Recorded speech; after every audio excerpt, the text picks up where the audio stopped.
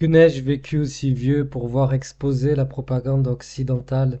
C'est à la fois d'une grande tristesse et d'un grand plaisir. Je vous invite à regarder cette vidéo au moment et d'être attentif et d'arriver jusqu'au moment où la journaliste va vous dire ça.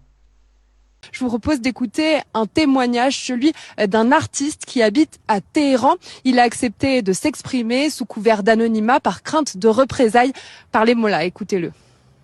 Je viens d'Istanbul et je rentre dans mon pays, en Iran. Vous n'avez pas peur de rentrer? Pourquoi j'aurais peur? C'est mon pays, c'est ma maison. Il faut que l'on poursuive cette voie jusqu'à atteindre la victoire. Ce sont les Alors, comment commence cette histoire? Une journaliste de BFM TV décide de se mettre à la frontière turco-iranienne, décide d'attendre des réfugiés iraniens traumatisés qu'elle espère pêcher en critiquant le régime dictatorial terrible des mollahs. Parce que je vous rappelle, selon la définition de l'Occident, c'est le régime des mollahs. Ce n'est absolument pas la République islamiste avec toutes les composantes de la révolution et de la constitution depuis 1979, c'est la dictature. On s'en fiche de la définition de la dictature. Et donc, ils vont se retrouver face à quelqu'un qu'ils attendaient, et donc sans doute ils avaient peut-être préparé la personne, ou je ne sais pas, mais ils s'apprêtaient à lui faire verser des larmes. Ils présentent la personne qui va être interviewée comme interviewée de manière anonyme, à cause du régime terrible dictatorial des mollahs. Et c'est là que, et c'est là qu'en lui posant la question, ben voilà, vous avez ça. Américains et Israéliens. Ils veulent notre richesse, ils veulent notre pétrole. C'est pour ça qu'ils font ça. Nous avons pris la bonne décision en bloquant le détroit d'Ormuz. Ils ont attaqué l'Iran et maintenant on contre-attaque.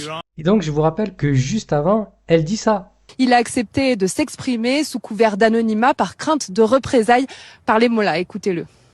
Et donc en plus, le mec continue dans son délire jusqu'à la fin en disant, ben voilà, ils ont commencé, alors on va leur mettre jusqu'à la fin, quoi.